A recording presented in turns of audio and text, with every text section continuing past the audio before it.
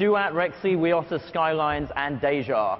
I have no idea what any of those companies do. Let's find out. Please welcome to the stage from Duat, Ami Ben David, the co-founder, and Kathy Brooks, who's in charge of evangelism and strategic relationships. Big round of applause for them.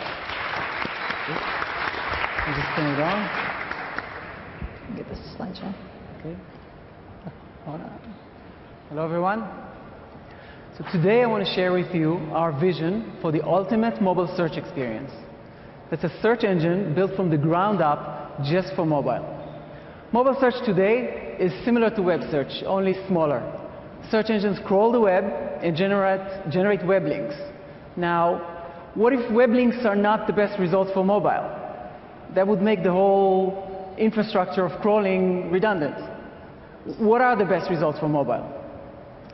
Mobile is all about apps.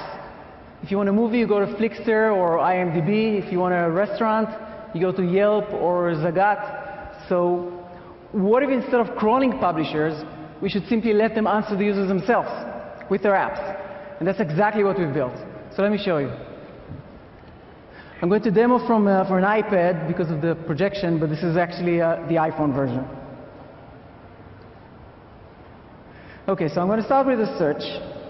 I'm going to start with a simple search. So I type social, and the system understood that what I want is a movie, that got my intent. I'm going to click that, and I'm going to get my answers.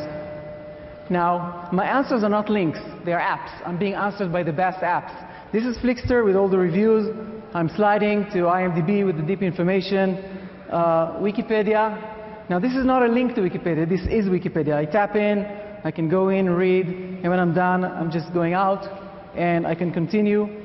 Netflix, where I can get the DVD or click a button and launch the native app to actually see the movie. Movie clips, downloads. I can do a lot of, let's see if I have any movie clips here. Getting more. Fandango is here. Amazon, YouTube, I can go in, watch the trailer. Now, none of these apps actually has to be on my iPhone. These are all HTML5 apps created by either the websites themselves when they create a mobile optimized website, or by app developers, HTML5 app developers, creating apps with APIs from the different publishers out there. Let me just stop this.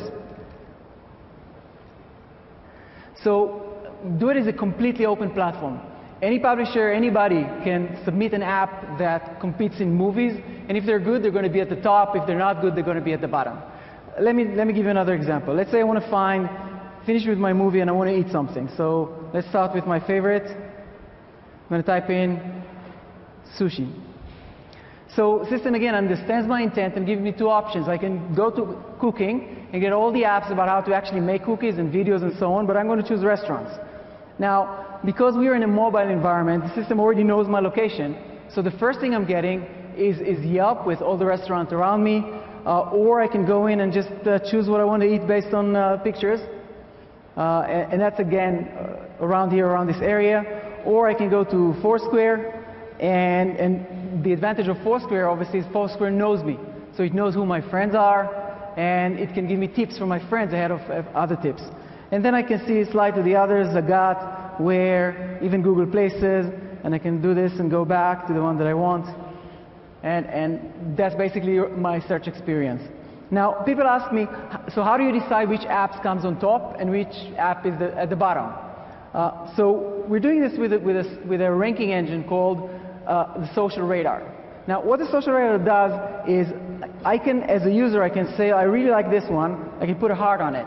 Okay, so from now on, the radar will say, at the heart of the radar, this app, I'm going to get this app first for restaurants. But then I'm going to get the apps that my friends on Facebook like. And then I'm going to get the apps that their friends like.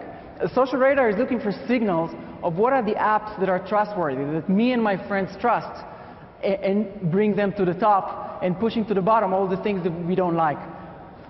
Now, it's not only for restaurants and movies. We actually covered, I'm going to show you, we actually covered pretty much all the top things, all the popular things that people do with their mobiles, and for each one of them, basically we're open for all the publishers. We have hundreds of publishers, over 500 for launch, that are covering all these things that people are doing with their mobiles. So it's a very functional system. Let's look at another example.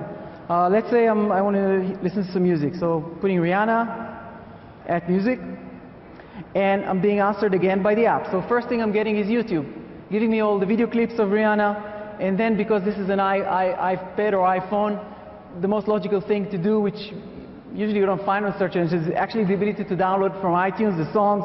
Pandora is here. I can read everything about Rihanna, but I could also click a button and go and launch the radio and start it immediately. Slideshows, some pictures of Rihanna, or I can go to apps like SoundCloud, which basically stream the music straight in.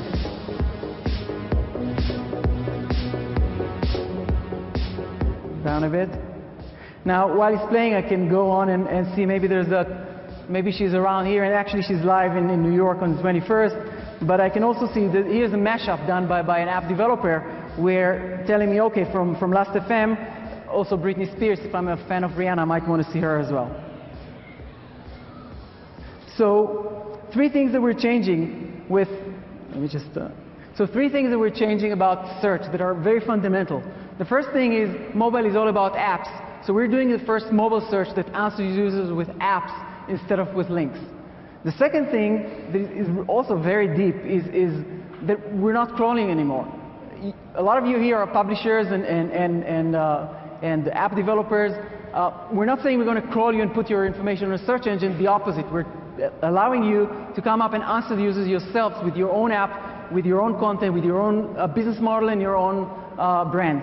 And the third thing that we're doing is we're bringing actually a social radar that builds what we call a trust graph. Who are the brands that are trusted by you and your friends? And then somebody else in another place might get completely different results based on who this person and their friends actually trust. I'm going to give you about 10 more seconds. So. Okay, so. Oh, no more seconds at all. So, round of applause then for Duat. Thank you very much. You're that. Okay. Otherwise, people tell me off that other people had longer than others. But hopefully, the judges will ask questions for anything you didn't cover. So, who to start with? Let's start. Barney Pell from Bing. Search. It's mobile search. This is the future of mobile search we're seeing here today. Yeah. You must be excited. Definitely. Great job, guys. I really like the user experience. Thank you. I like the fact that you're launching, you're actually launching deep into the web pages, and the scrolling interface is nice. I haven't seen that before. The apps are already live, so I really like that. I guess one question from the search perspective, ultimately this comes down to search quality. Okay, search quality. Yes. So out of all the things you could show, how do you make sure you're showing users the right ones? And you touched on that, but I'm curious how you're measuring your results so that you can know, as you're launching this thing, that that's actually good for users in the task they're trying to accomplish. So the social radar is built on the users themselves deciding what are the best results. If I, for example, go to news, if I put a heart on CNN and I put a heart I live in London, so I put a heart on The Guardian, these two will be first for me. So that's the quality for me. Now, my friends will see those two things a little bit higher, and their friends will see it a little bit higher again. So it's a social system that measures quality. So that's how you determine what to show. My question is, do you have a way of objectively testing? So you can run it in advance and say, yeah, this is actually good for our users. We try to stay away from making these decisions for the users. Actually, we think the best way to create great results is by open competition. If you have a better way to answer a music question, you submit your app. It's just a URL that you give us. We put it on. If it's great, it's going to be on the top. We have a few examples of those, of apps that are completely unknown. We put them on the system. 2 days later, they're at the top. Hillary, you look like you want to jump in with something. Actually, this is starting to address my question, which is, I have a smartphone, I have a Nexus 1, and I never think to myself, boy, if only I had a Meta app to help me decide which app to run, I'd be much happier. I just run the app I want to run. So how are you going to convince people to even start using it? First of all, we're concentrating on the product. We want a great product. We want something you can find anything there, and it's always the greatest app, and you're always discovering new apps. And you can share. There's a share button there where you can share and submit to the world what is your preferences. So that's the product is the first thing.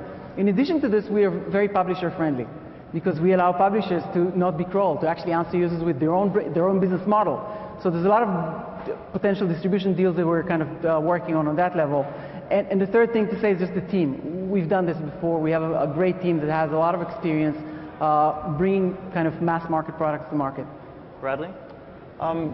I share Barney's concern about search quality. One of the things about the mobile interface as opposed to the web interface is much harder to scan and say, oh, it's the fourth result that I like. It requires a lot more flipping and intention. So it's sort of a rich get richer form factor where the people that do make it to the first screen are going to continue to sort of get preferenced. And so I would advise you to sort of look at ways of doing A/B testing or somehow salting the results so that you could actually validate per Barney's comment. But my question is, are you going to have a business model, or do you consider that passé? Well, this is a search engine, so people tell us their intent. This is very valuable. Their business model is built into that. Are you going to sell placement to the apps? Are you going to prefer, a sponsored app is going to percolate? We have to this the built top? into the system. We're not going to turn it on for choice. We want, first of all, to bring the best results and send free traffic to publishers, basically. Just to comment on your quality answer, these are the same exact answers that give you, same exact publishers that give you the apps that are so popular. So Flickster is answering my movie question. They're pretty good at that. I'm going to just jump in on that. So the real issue is that every single publisher thinks that they're the best app and should come up number exactly one. What they tell me. But I, as a user, don't necessarily agree. Okay, and so I want to make sure I'm getting the actual best objective quality. And so our real questions here are, how are you going to, when you've got all these publishers contributing things, thousands of them for a given answer, how are you going to decide what's right? And how are you going to know that out of all the algorithms you could have, many of them might be bad, that the one you're delivering to users is actually good? So what I would say is look at it from the user experience perspective, okay? From a user experience, if you get to a Bing result or Google, you get a list of links, okay? And then you go in, you decide on one of them based on a piece of text. You click in, you go in, and it's not what you wanted. It's a big page, it's loaded, it's not even mobile. You go back, you find another one, you click on that. That's not, on our system, swiping is not a commitment. You swipe, and here's another one, and you actually see the results at the swiping level. So you can make a conscious decision if you want to get in or not. What we're seeing from user testing is that users are exploring much more content through this interface than to any other interface because it's so easy, it's so quick. It's the fastest way to results.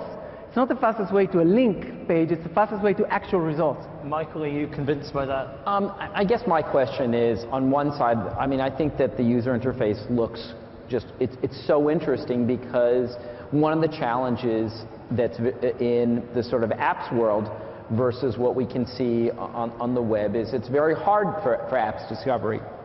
But how do you get past the question of, the cynical user who says, okay, they're directing me to an app that I haven't downloaded, that I haven't bought. I mean, how does it go beyond somebody feeling that the person who's created that app is just spamming you, versus in the web world where I can choose among everything? I think the punishment for spamming in a system like that is very quick. Users are going to say you're a spammer, you're going to go straight to the bottom. But is that after I've bought the app? You don't have to buy. In this system, you download Duet only. Everything else is HTML5. You don't have to download any of the apps there. Okay? Now, some of them, if you go to Pandora, for example, and wow, that's a great one, and there's a button there that says Launch the Radio. You click Launch the Radio. If you already have Pandora installed and the native app installed, it will go straight into Pandora. If it doesn't have, it will take you to the App Store to download it. So it's actually a great tool for discovering native apps because it connects with them. The Netflix app will go straight to the movies. The iTunes app will go straight to iTunes. This is one interface across all the native apps that is in one language, HTML5. Okay, well, we're out of time, so another round of applause for Duet. Thank you very much. Okay, so that was starter number one. Do you guys want water, by the way? There's a big thing of water here. Sure. I'm going to hand out water to the judges. So Thank you. One for you. One for you. It's deceptive. It's in a I don't know why I don't tub just that says carry Red Bull. Isn't it? I thought there was ice in there. Yeah, I'm afraid it's room temperature, but